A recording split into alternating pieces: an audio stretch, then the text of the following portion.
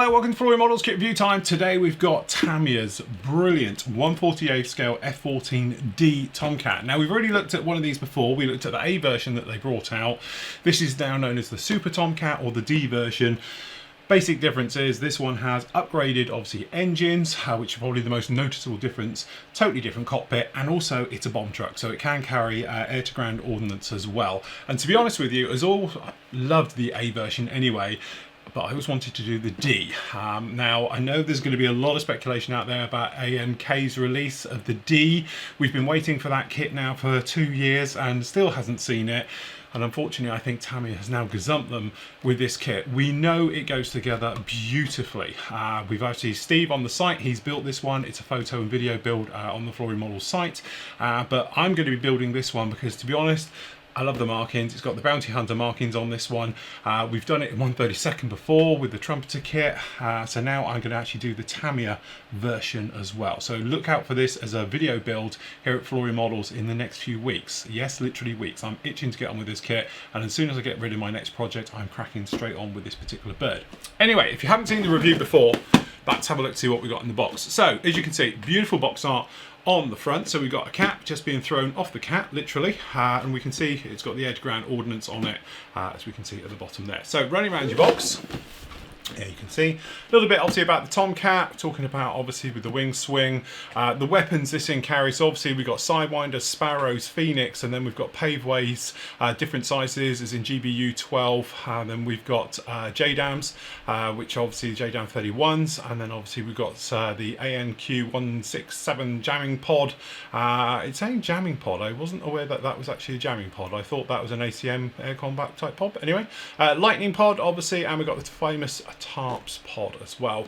The wings are movable, so you can put them around, and we'll speak about flaps and slats shortly, and obviously in the stow position as we can see on there.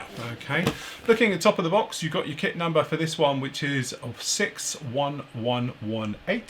Okay, in the series down on there, and then on this side we can see some of the markings that we've got down in there. The famous 101 Grim Reapers with a beautiful black tail, shark's mouth, looks stunning.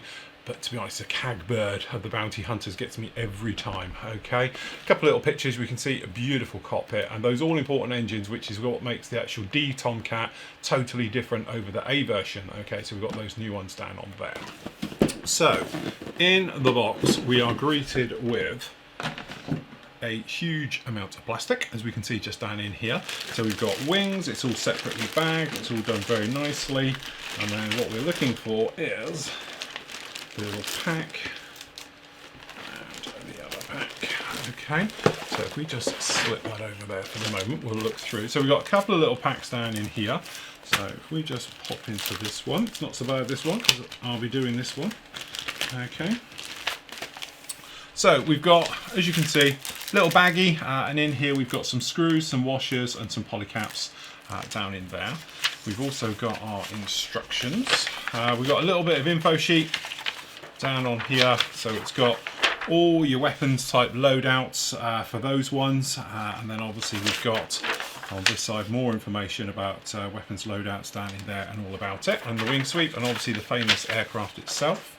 Instructions themselves, very much Tamiya as normal, so pretty clear, very much straightforward call outs for all the various parts are down in here. Usual thing, you're going to be starting with the cockpit tub, the sidewalls, instrument panels, things like that. Control sticks, grips and controllers all being fitted down in there, the circuit breakers to make a complete tub inside the aircraft. Then on the underside of that, of course, you're going to have the nose wheel, so that's the next section. You're going to be going in there with the nose wheel bay, putting all of those in, and actuators and various things. Again, really nice little touch with this one. Another nice touch is the actual part for the post, or the beginning of the actual main nose gear is in two parts, so you can attach it later on, but you've still got the strength of it being already put in there at this stage, which is a nice touch. Then we've got the other parts fitted down onto there, and then sticking that all important nose section in there as it's going through. And then depending if you want to have the in-flight refueling probe extended or retracted, you can make your mind up with those parts here. Okay, and then obviously fitting all of those down in there. Tops of the covers, the bottom area where the actual chin sight's going to be going on there, and that will complete your nose section or forward fuselage. Then it's into the back with the workings of this particular thing. So obviously we've got the wing fold system. As we can see, it is movable, so it is cogged. So obviously the sweep is equal on both sides. A couple of little things to take care of in there, little tabs, various things. And then obviously pre-painting the wheel wells as well. We're getting those painted in white, screwing that all down, and that's what your screws are for. So that's going to be putting those in. It is totally posable, as we know. Removing some of the subframes down on the inside, a little bit of pre-painting with the flats of the whites and everything, and then we've got the all-important intake and ram doors being fitted in. These are the doors which close when the aircraft goes really quick. It slows down the airflow into the engine, so the airflow is subsonic as it goes into the leading edge forward compressor blades. Otherwise it will turn into probably a scramjet. Okay, so that's being fitted in there. Again, nicely detailed, and if I remember rightly, they are posable in a couple of different positions if you wanted to, with a little bit of modification. Then we've got the actual main gear wheel wells being put on there, so the sidewalls making up those. And again, a nice touch with these polycaps for the actual horizontal stabilizers down the back, or your tail planes. Because they're on polycaps as well, it makes them very posable and secure. Okay. Forward and rear sections of the mid-fuselage being put together like that one. Again, those just going in, pretty standard for any Tomcat you're going to be building in this scale. And then plumbing it down, tops and bottoms going in together to complete the rear sort of fuselage area. Then we're working into those intakes, so the forward sections of the intakes, putting those on there, and that intake duct and forward compressor blades being fitted in there just like that. Okay, so these guys are going to fit down and be into this area here. And then obviously fitting those together. So very straightforward, drop in. Any Tomcat you've done before, pretty much the same with all of these. Forward lip being put on there, again, quite handy because you can paint that as a separate in your favourite metallizers.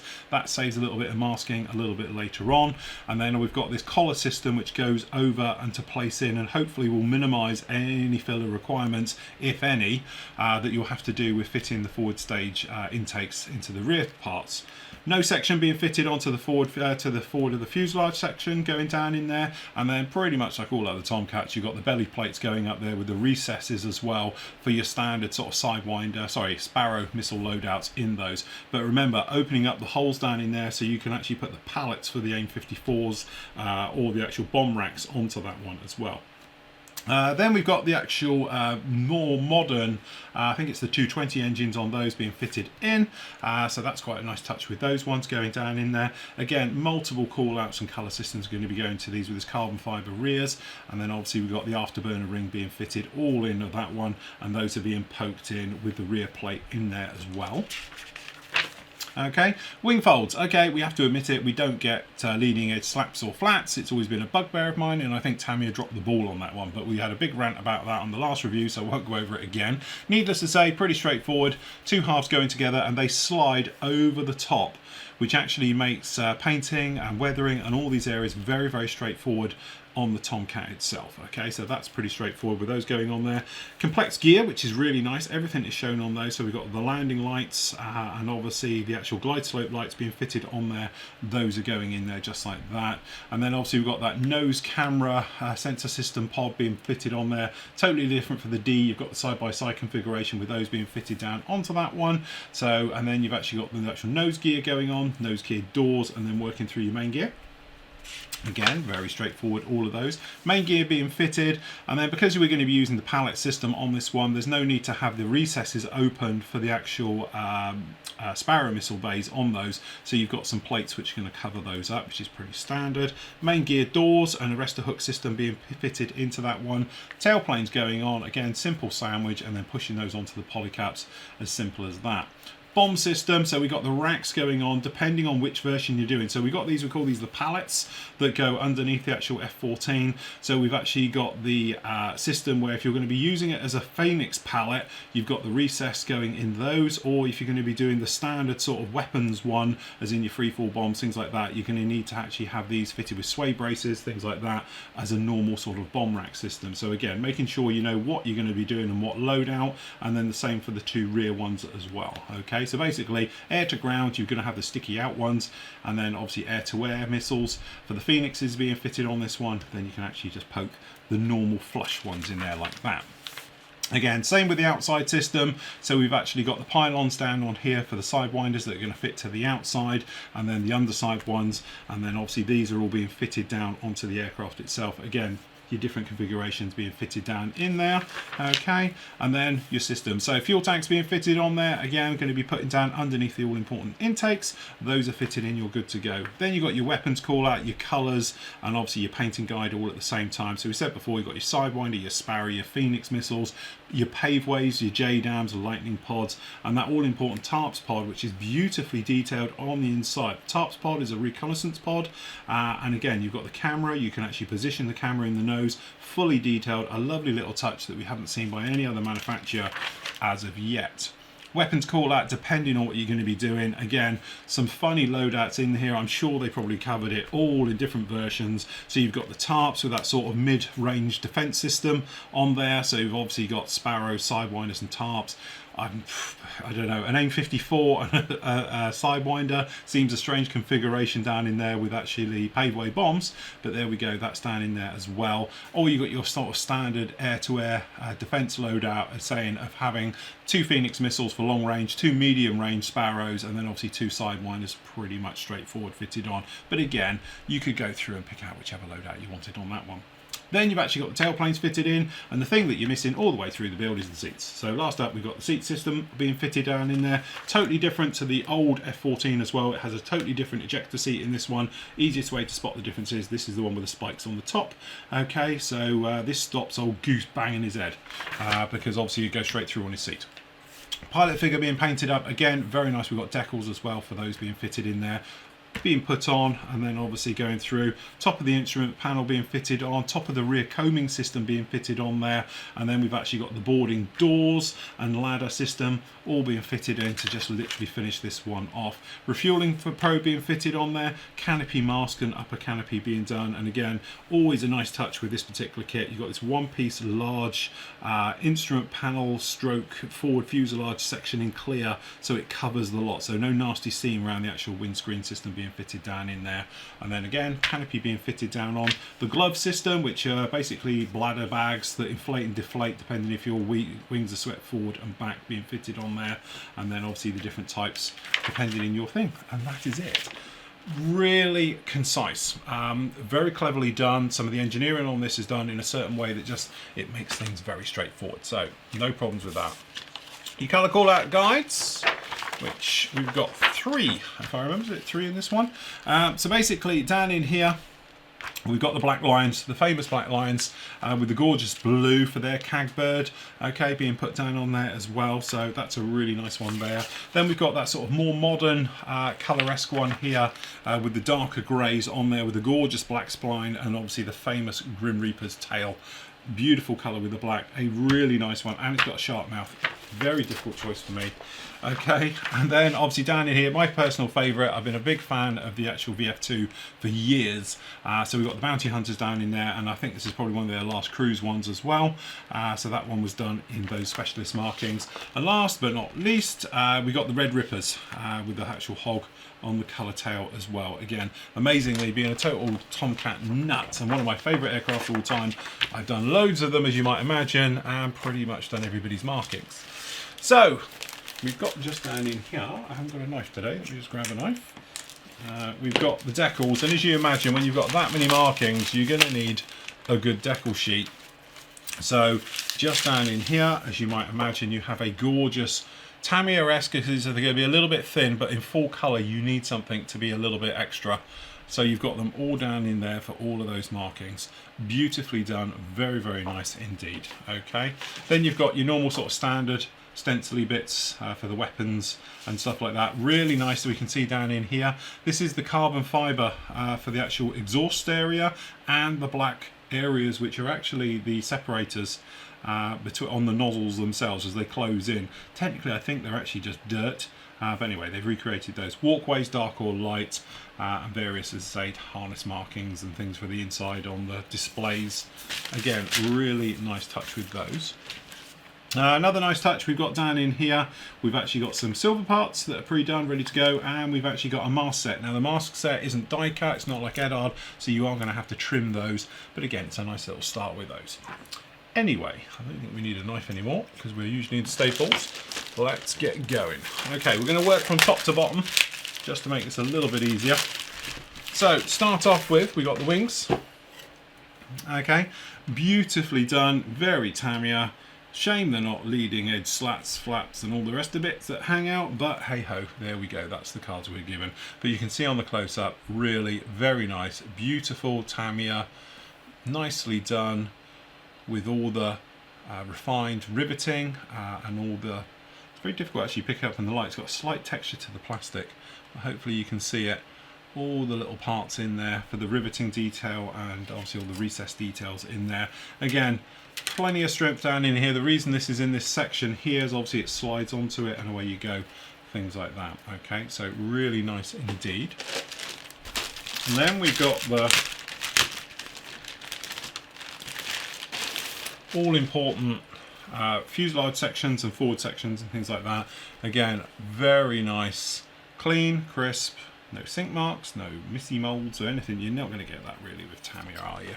But you can see down in here some very nice details, and on the back again, very nicely done. And that nose section, we've got the little ladder air entrance area here where it all folds up. The gun, again, you know, the Hasegawa kit had it all opened up so you could actually see the gun and everything else, but you know, if you're going to have it buttoned up anyway, it's not so much of a problem. The rears, between the, as you can see, some nice details down in there, no problem with that one. These are the bags we were talking about, so this is the inflated type down on here, or you've got the actual deflated type, so where the wings are folded back. So these are those bags that go behind the wings in grey or black, things like that. Okay, so that's those done just like that. Okay, so down in here we've got your tarps pod, nose gears, things for the cockpit, all these different areas.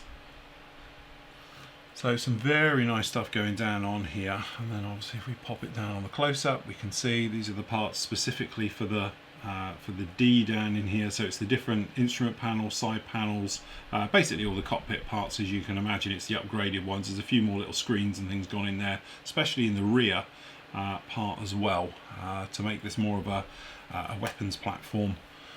Say tarps pod, and all the bays, weapons, those nozzles at the rear, and again, very nicely done. Everything's shoved out of the way, no ejector pins that are going to be anywhere that's going to mind anything.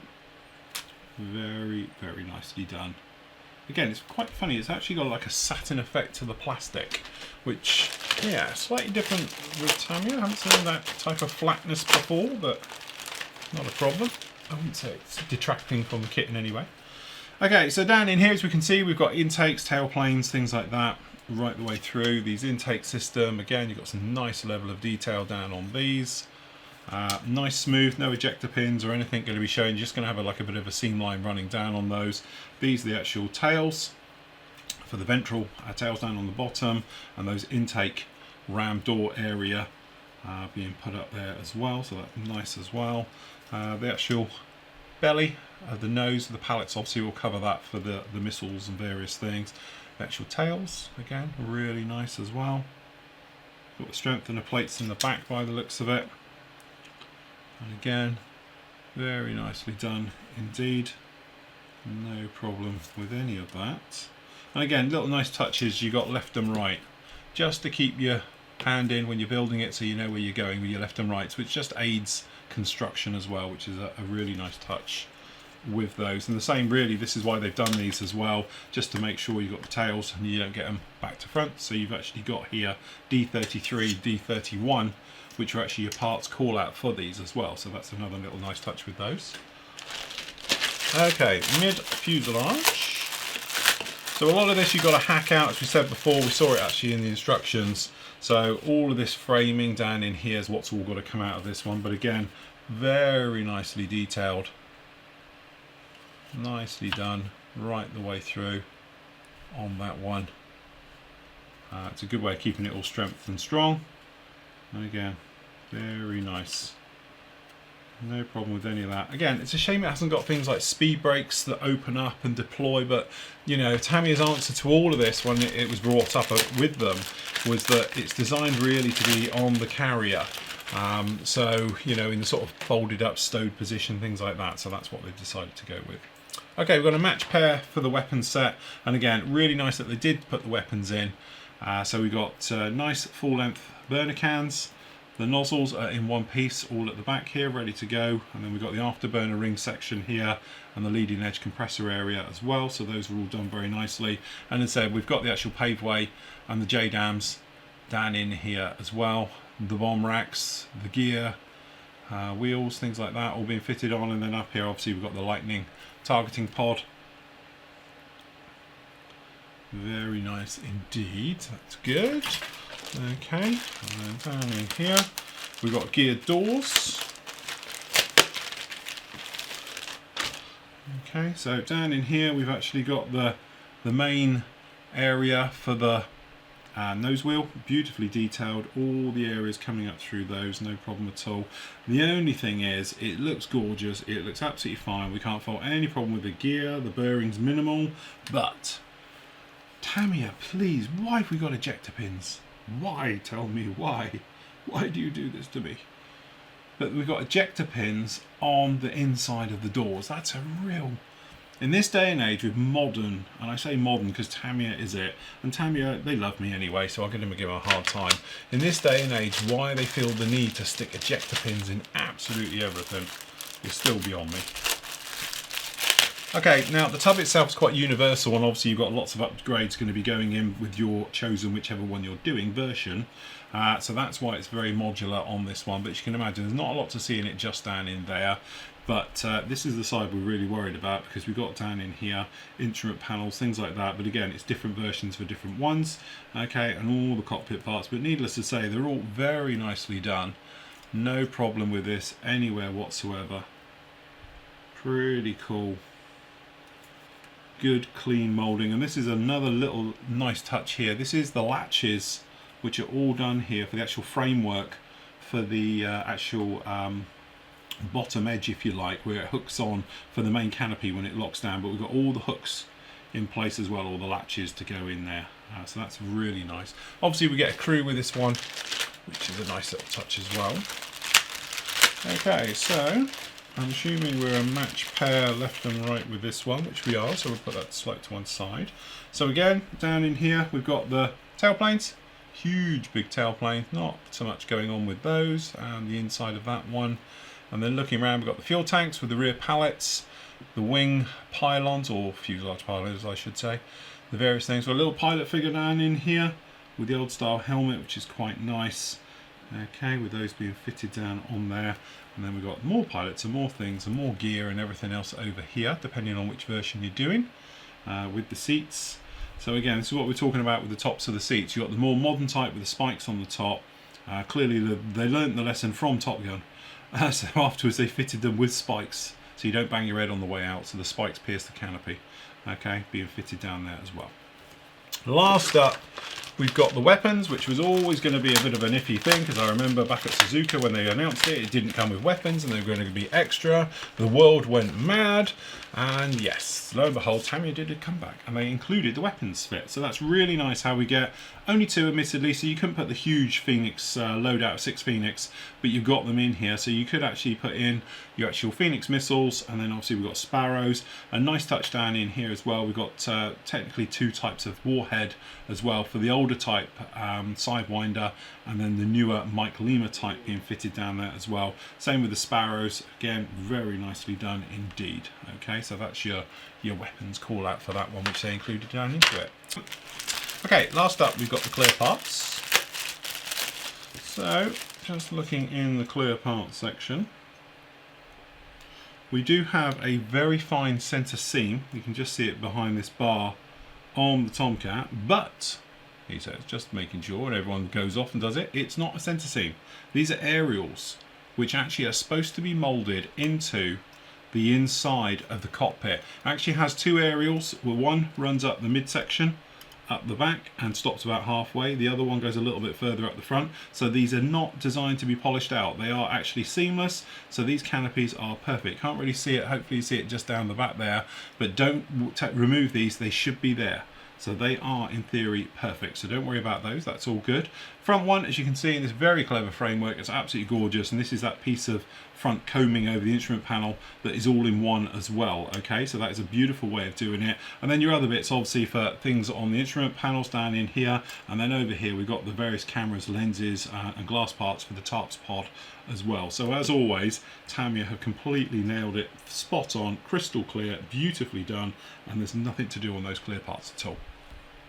One thing just to say, I've just noticed at the bottom of the box we have a correction.